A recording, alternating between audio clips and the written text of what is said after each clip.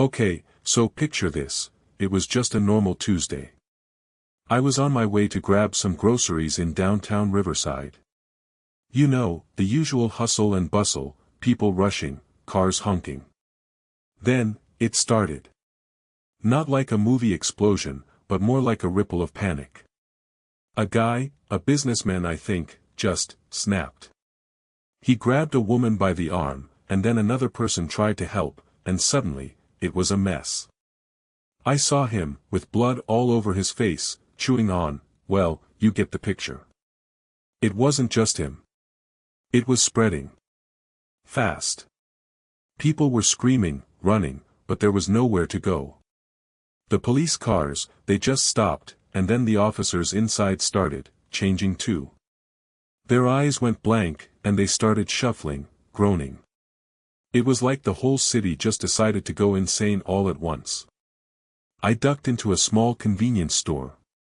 The owner, a nice old guy named Mr. Henderson, was fumbling with the locks, his hands shaking like leaves. We barricaded the door with shelves of chips and soda. Outside, the sounds were horrifying. Screams, yes, but also this guttural, tearing noise. Through the dusty window, I saw a group of them, shambling, their skin gray and torn, just tearing into anyone who was still moving. It was like watching a nightmare unfold, but it was real. The worst part was seeing familiar faces among them. My neighbor, Mrs. Gable, the sweet old lady who always gave me cookies. She was out there, her eyes vacant, her jaw hanging open. It made my stomach churn. We were trapped in there for what felt like days. The power went out, plunging us into darkness punctuated by the awful sounds from outside. Mr. Henderson, he kept whispering, "What is happening? What is this?" I didn't have an answer. We found some canned goods, mostly beans and soup. The water was running low. The tension was thick enough to cut with a knife. Every creak of the building, every distant moan, sent jolts of adrenaline through me. I could feel my own sanity fraying at the edges. We had to make a move, stay here and starve or go out into that hell. What would you do? Would you stay hidden and hope for the best, or risk everything to find a way out? As the days blurred into a desperate routine of rationing and listening, the silence outside became almost as terrifying as the noise. It meant they were still out there, waiting, or maybe they had moved on. Mr. Henderson, he got sick. A fever, chills. It was terrifying. I tried to help, but I was running on fumes myself. Looking at him, I knew. It was a death sentence in this new world. Before he got too bad, he told me to record this. Said, if anyone finds this, tell them what happened. So, if you're hearing this, if you're out there, please, hit that subscribe button. Give this a like. Maybe, just maybe, someone else will find this and know they aren't alone. I don't know how much longer I have. The hunger is a constant ache, and the fear is a living thing inside me now. The gnawing hunger was a relentless beast, and the silence of the abandoned city was deafening. Days blurred into a monotonous cycle of scavenging and hiding. He hadn't seen another living soul since the encounter with the infected man. The initial panic had subsided, replaced by a dull dread. He rationed the meager supplies he'd found, each bite a desperate act against the encroaching weakness. One afternoon, while sifting through the remains of a grocery store, he heard it, a faint, rhythmic banging. Hope surged, a dangerous and unfamiliar emotion. He crept towards the sound, his heart hammering against his ribs. It was coming from a small, reinforced shop. Peeking through a cracked window, he saw figures moving inside. They weren't the shambling dead, they were people, organized, working. He hesitated. Was it a trap? After what he'd seen, trust was a luxury he couldn't afford. But the thought of other survivors, of a chance at something more than just survival, was too tempting. He banged on the door, a tentative, then more insistent rhythm. The door creaked open, revealing a woman with a weary but determined face, holding a crudely fashioned spear. Her eyes, sharp and assessing, scanned him. "Who are you?" she demanded, her voice rough. He stumbled over his words, explaining his situation, the recording, the plea. She listened, her expression unreadable. After a tense moment, she nodded. "We're taking in anyone who can help. But we don't just let people in. You got skills. You can fight. You can build." He nodded, eager to prove his worth. He had spent years learning to fix things, to improvise. He had to. Inside, the place was a hive of activity. People were repairing equipment, tending to a small hydroponic garden, and standing guard. It was a stark contrast to the desolation outside. He was given a task immediately, helping to fortify a section of the perimeter. The work was hard, but the shared purpose was invigorating. He felt a flicker of what he thought was lost forever, community. However, the leader of the group, a stern man named Marcus, remained suspicious. He watched him closely, his questions probing. Marcus had lost too much, and his distrust was a palpable force. He saw the recording device, the small, almost pathetic plea. "You think a video is going to save us?" he scoffed. "This is the real world. Sentimentality gets you killed." The days turned into weeks. He learned their routines, their strengths, their weaknesses. He worked tirelessly, trying to earn his place. He found himself drawn to the woman who had opened the door, Anya. She was a skilled medic, her hands as steady with a scalpel as they were with a spear. They shared quiet moments, a mutual understanding forged in the crucible of their shared existence. But the outside world was always a threat. One evening, a horde descended. The defenses held, but barely. He fought alongside them, his own fear overshadowed by the need to protect the fragile sanctuary they had built. In the chaos, Marcus fell, a victim of a single, well-placed bite. Anya rushed to his side, but it was too late. Marcus's death left a void. Anya, though grieving, stepped up, her authority unquestioned. The group, however, was shaken. The constant vigilance, the sacrifices, were taking their toll. Whispers began to circulate, doubts about their ability to endure. The hunger remained, a constant, gnawing reminder of their precarious existence. The recording, still unshared, felt like a relic from another life. He wondered if anyone would ever hear it, if his plea had been in vain.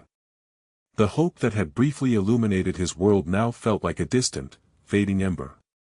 "Okay, so, imagine this. It's me, Liam, right? I was just trying to get to my apartment in downtown Chicago. A regular Tuesday. Then, all hell breaks loose. Sirens wailing, not the usual kind, but this, frantic, desperate sound. People were screaming, not just yelling, but primal screams of pure terror. I saw a guy, a businessman in a suit, he was just, biting another woman. Like, really biting, tearing at her. And she was screaming, but then, she stopped. Her eyes rolled back, and she started to twitch, to convulse. Then she was up, shambling, looking for more. It was so fast, so surreal. My first thought wasn't even to run, it was just, disbelief. Like, is this a movie? But the smell, the coppery tang of blood mixed with something rotten, that was real. I ducked into an alleyway, my heart hammering against my ribs like it was trying to escape. I saw a woman I'd seen around the neighborhood, Mrs. Henderson, always with her yappy little dog. Now she was on all fours, gnawing on something that looked suspiciously like her own poodle. The way her jaw worked, the guttural noises, it wasn't human. It was just, hunger. A horrible, unthinking, consuming hunger. I felt sick. Like, really, really sick. I threw up behind a dumpster. The noise must have drawn something because I heard shuffling, groaning. I didn't dare look. I just scrambled further back, pressing myself against the cold brick, trying to disappear. After what felt like an eternity, it passed. But the sounds were everywhere. The groans, the shuffling. Every shadow felt like a threat. I remembered I had some stale crackers and a half-empty bottle of water in my backpack. Not much, but it was something. The thought of going home, of seeing what was there, was terrifying. What if it was already changed? But staying in that alley felt like a slow death sentence. I needed to move, but where? Every street I could see from the alley opening was a nightmare. People, things, stumbling, chasing. It was utter chaos.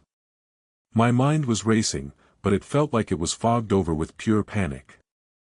I couldn't think straight. All I wanted was to be somewhere safe, somewhere clean, but that seemed like a luxury from a past life. This wasn't living, this was just surviving, moment by agonizing moment. I finally made a decision, a stupid, desperate decision. I saw a fire escape leading up to a rooftop. Maybe, just maybe, I could get above it all. Get a clearer picture, find a way out. The metal was rusted, it groaned under my weight, each creak amplified in the unnatural quiet that had fallen between the bursts of screaming. My hands were shaking so bad, I almost lost my grip. But I kept climbing, fueled by a terror I'd never known. The higher I got, the more I could see. Blocks of the city were on fire. Smoke billowed into the sky. And the sounds, they were everywhere. A symphony of the damned. I reached the top, gasping for breath, my lungs burning. The view was apocalyptic. But I was alone. For now. The wind whipped around me, carrying the acrid smell of burning wood and something metallic, like blood. Down below, the chaos was a churning sea of red and orange. I could see figures moving in the streets, some running, others, not. It was worse than I had imagined. This wasn't a localized incident, this was the whole damn city. My heart hammered against my ribs, a frantic drummer urging me to do something, anything. But what could I do? I was just one person on top of a very tall building. Then I saw them. A group of figures moving with a purpose through the flames. They weren't fleeing. They were advancing. Armed, some of them, with crude weapons.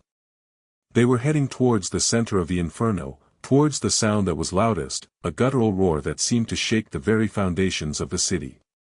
I squinted, trying to make out more, but the smoke and the flickering light played tricks on my eyes. Were they fighting back? A flicker of something, hope, ignited within me. If there were others, maybe there was a chance. I scanned the horizon, looking for any other vantage point, any sign of organized resistance. But it was hard to tell anything through the haze. The sheer scale of the destruction was overwhelming. Whole neighborhoods were gone, reduced to smoldering ruins. The sounds of suffering, though distant now, were still a chilling undercurrent to the roaring fires. I had to get down. Staying here was useless. I needed to find out what was happening, and if there was anyone else like me, anyone who wasn't consumed by this madness.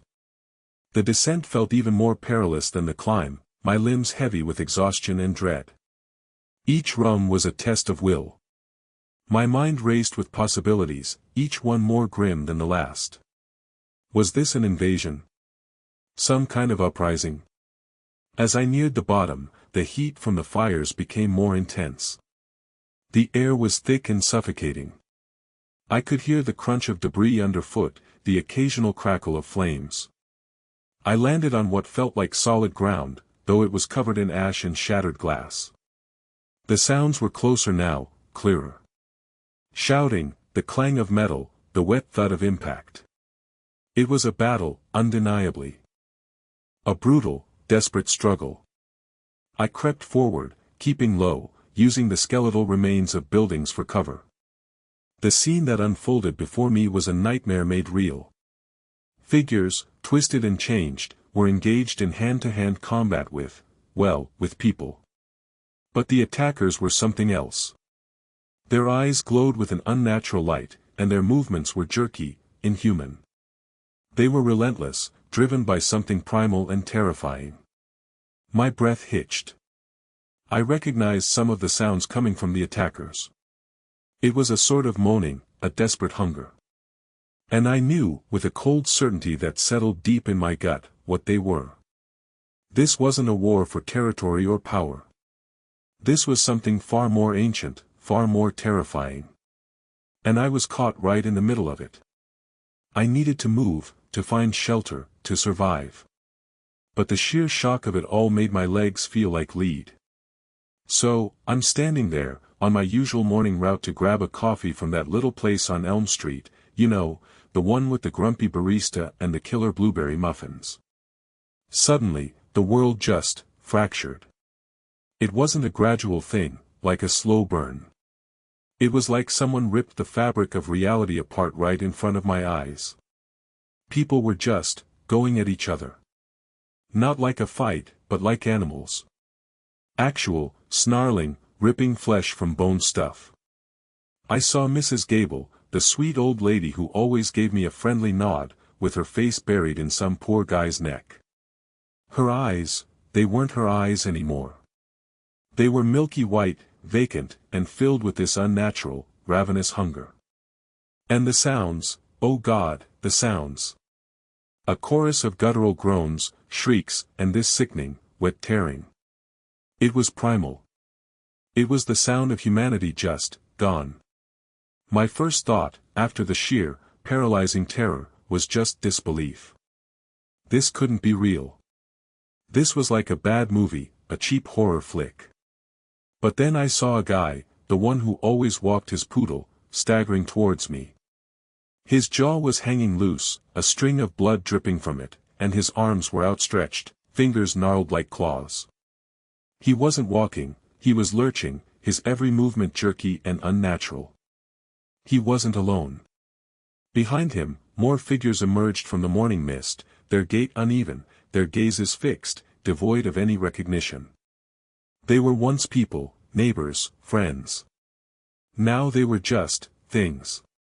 Twisted, broken husks driven by a singular, horrifying purpose. I turned and ran.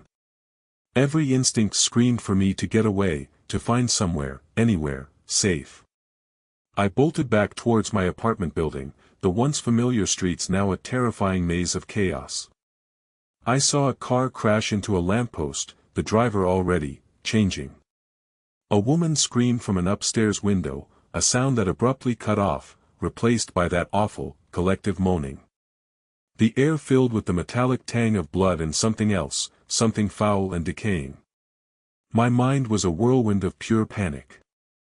The cheerful bustle of my morning had transformed into a scene ripped from a nightmare, and I was an unwilling participant, a spectator to the end of everything I knew. I had to get inside, lock the doors, and pray this was some kind of mass hallucination.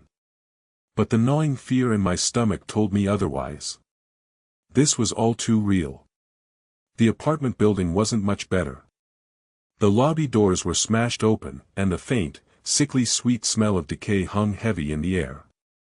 I could hear scuffling from the stairwell, and a choked-off cry. I didn't dare go further.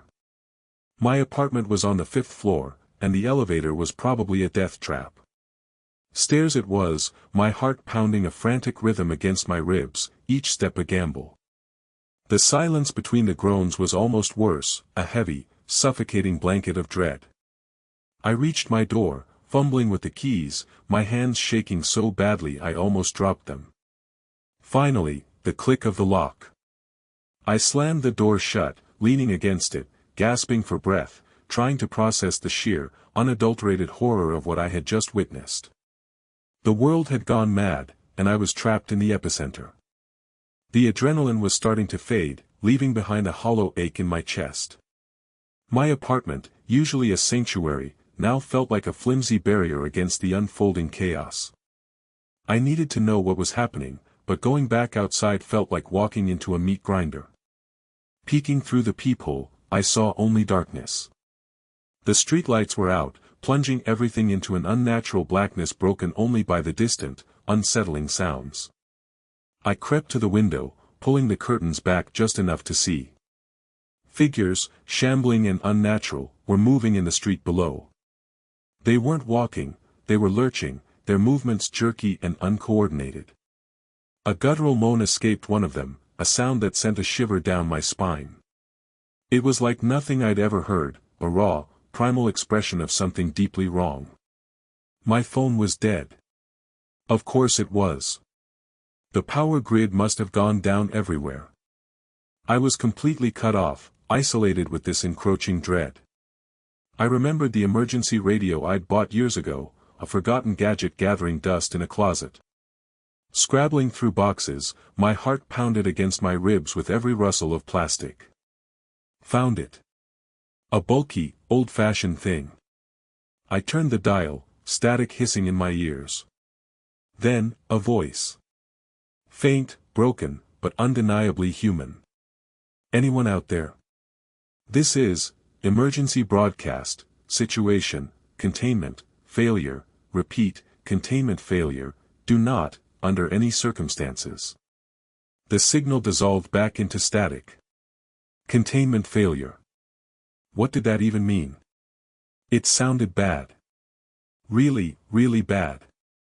I moved to the kitchen, looking for anything that could be used as a weapon. A heavy frying pan. A sharp kitchen knife. Pathetic defenses against whatever was out there, but it was something. The moans were getting closer, a chorus of unseen horrors. Were they inside the building now? I could hear shuffling in the hallway, a scraping sound against the door. Panic threatened to overwhelm me. I backed away from the door, my eyes darting around the room. I had to stay calm. Think. There had to be a way out, or a way to survive this. I remembered a fire escape at the back of the apartment, often overlooked, leading to the alley. It was a long shot, but it was better than waiting for whatever was at my door to break through. Slipping out of the main room, I made my way to the back window. The metal of the fire escape was cold and slick beneath my hands. I could hear the sounds of splintering wood from the front door. They were getting in. With a surge of desperate energy, I climbed out, the night air biting at my exposed skin. I didn't look back. The alley was dark, but it offered a chance, a sliver of hope in the encroaching darkness. The sounds of destruction from my apartment faded behind me as I descended into the unknown. Thank you for joining me on this harrowing journey. The metal of the fire escape, once a symbol of escape, now felt like a fragile lifeline. As I dropped into the alley, the stench of refuse filled my nostrils, a stark contrast to the sterile order I had left behind. The splintering wood from my apartment door echoed in my mind, a grim reminder of how quickly our familiar world can crumble. This experience, I hope, has reinforced the paramount importance of preparedness. Having a basic understanding of first aid, knowing how to secure a temporary shelter, or even just having a well-stocked emergency kit can make the difference between surviving and succumbing. My frantic descent into the alley was a visceral representation of how quickly our routines can shatter. One moment you're in the supposed safety of your home, the next you're navigating the darkness, driven by primal instinct. The sounds of chaos from above, once my familiar world, now represented an encroaching threat. It's a stark reminder that the structures we rely on can be fragile, and understanding how to adapt when those structures fail is crucial. This isn't about fear-mongering, it's about empowering yourself with knowledge and skills. As I navigated the darkened alleyways, a chilling realization dawned: the pursuit was relentless. The sounds of heavy footsteps, unnervingly close, spurred me onward. Every shadow seemed to hold a threat, every distant clatter amplified my heart rate. This illustrates a critical aspect of survival: maintaining a clear head amidst panic. In moments of extreme duress, adrenaline can be both a blessing and a curse. Learning to control your breathing, focus on actionable steps, and resist the urge to freeze are invaluable skills. Remember, panic is the enemy of progress, calm assessment leads to better decisions. My journey through the urban labyrinth was fraught with peril, each turn a gamble. The very air seemed thick with a new, terrifying reality. We've explored the immediate challenges of evasion and the psychological toll of constant vigilance. The importance of having multiple escape routes planned, even for mundane situations, suddenly becomes vividly clear. Think about it, a simple knowledge of your surroundings, a mental map of backstreets and hidden passages, can be your greatest asset when the unthinkable happens. Thank you for witnessing these events. I hope this narrative has underscored the vital need for proactive preparedness and the unwavering strength found in maintaining composure. It's easy to feel overwhelmed, but by focusing on small, achievable steps, you can build resilience. Please share your thoughts and experiences in the comments below. If you found this informative, consider subscribing for more insights into staying ready for the unexpected. Your engagement helps us continue to provide valuable content.